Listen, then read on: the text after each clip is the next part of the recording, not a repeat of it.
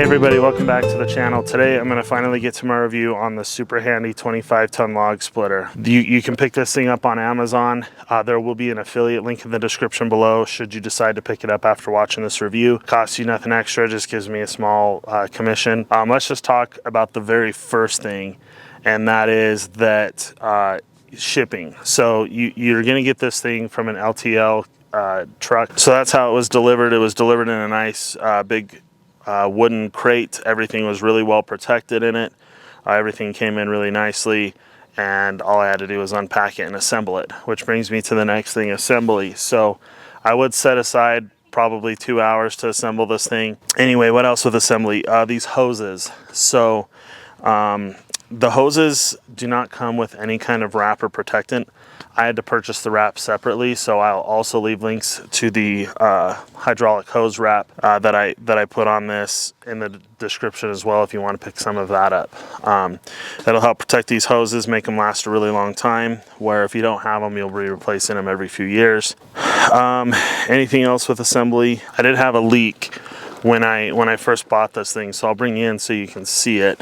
So if you decide to purchase this, as you're assembling it, there is a nut right here that this clear hose hooks up to that wasn't tightened down all the way, and it leaked, and I lost, I don't know, half a tank of hydraulic fluid. That's another thing, you have to purchase your own hydraulic fluid and fill it up too, so be prepared to do that. I'll put a link in the description to some from Amazon, but that's probably not the cheapest way to buy it. But if you're looking for convenience and not most inexpensive, then you know it'll be there for you. But check that.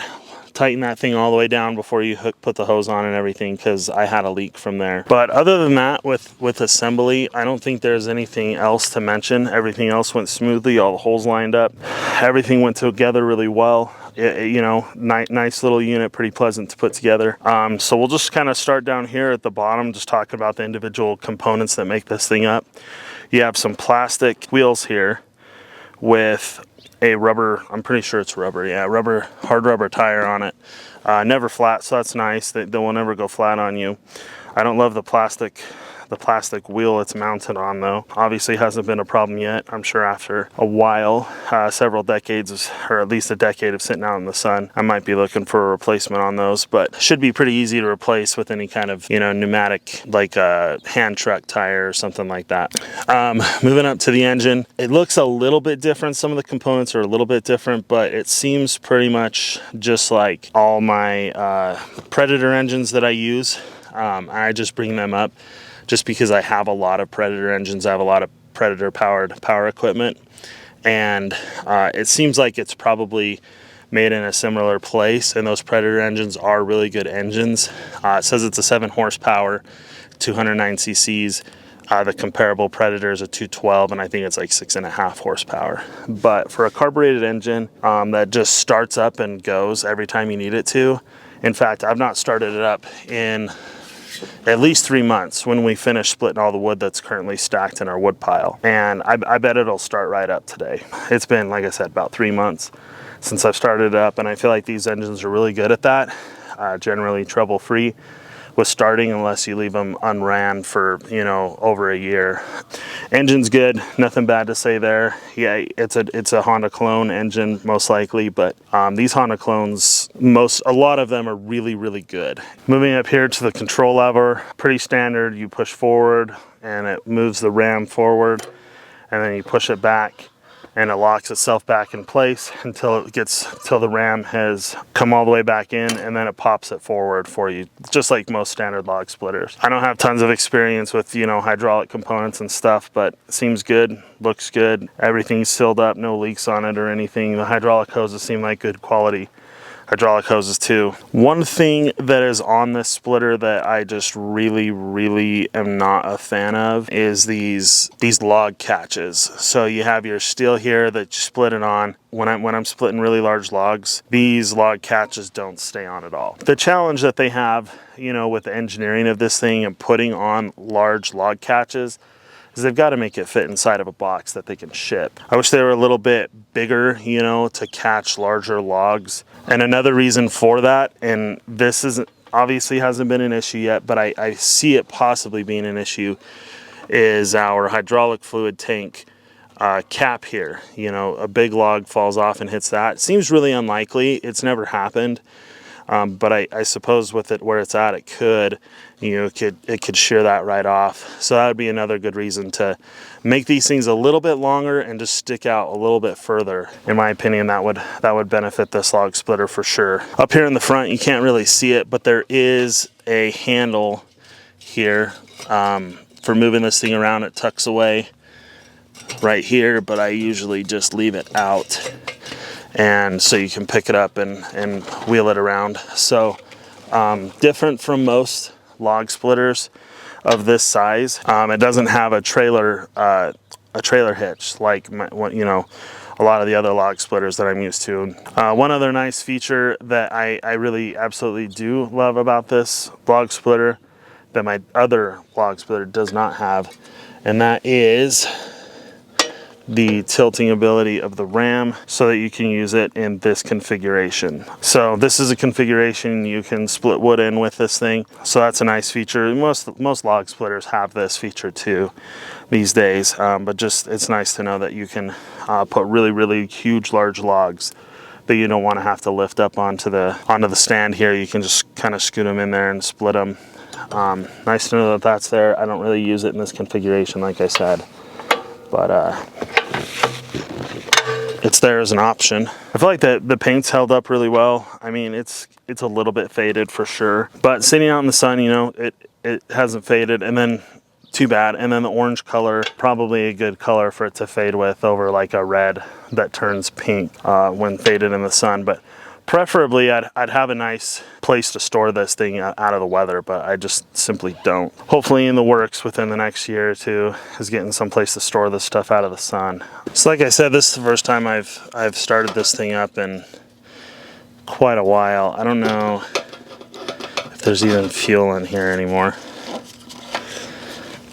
So flip the switch to on, put the choke on.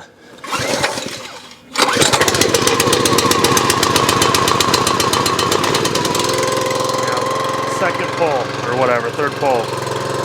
I wasn't counting, but very quick. It's been probably 3 or so months since I've started it up. We got all the rest of the wood split after like, I don't know, maybe a month of having it. Nice and easy. This is willow wood, so it's not, you know, the hardest, craziest, gnarliest stuff in the world.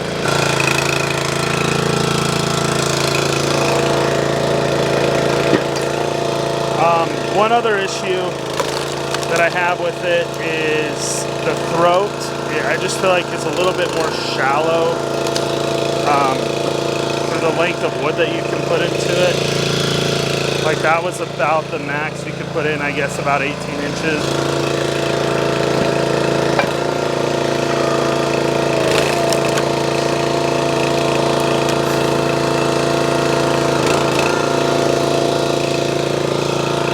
But you know, I sure like this splitter. Overall, it's a pretty good little log splitter. This wood is still so wet that it's staying intact, but you guys would see if it was drier how it just falls off the end. So maybe a good idea to wear steel-toe boots with it.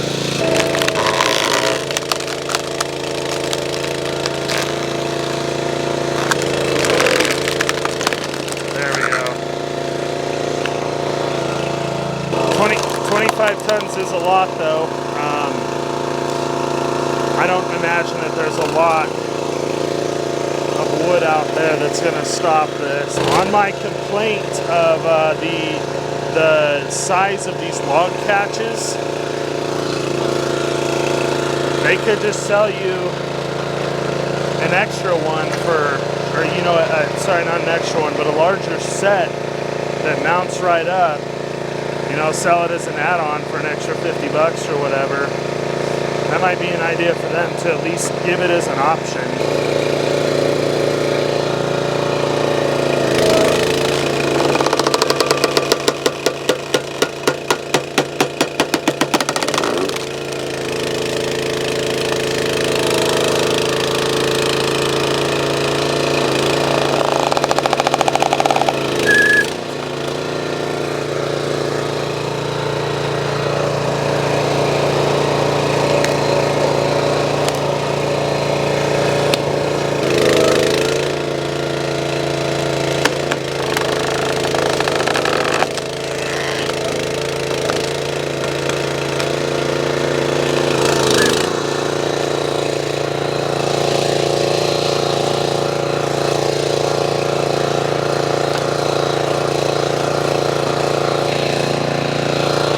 Well, anyway, there you have it. I'll finish splitting the rest of this off camera here, but it's a pretty good log splitter. If you're set on picking one up from Amazon, I'd recommend it. I guess of all the available log splitters that are out there, you know, comparing price and what you're getting and everything, it probably wouldn't be my first choice. I would be very happy with this if it was my only log splitter. Just like I said, when it comes down to money, I think there's a couple of other log splitters that give you a little more for your money, but it's a good log splitter. It'll serve you well. And if you're, you know, set on the convenience of getting one from Amazon or whatever, don't have a, you know, whatever your reasoning is, I think it's a good one. Anyway, don't forget to use that affiliate link in the description below if you choose to pick this thing up.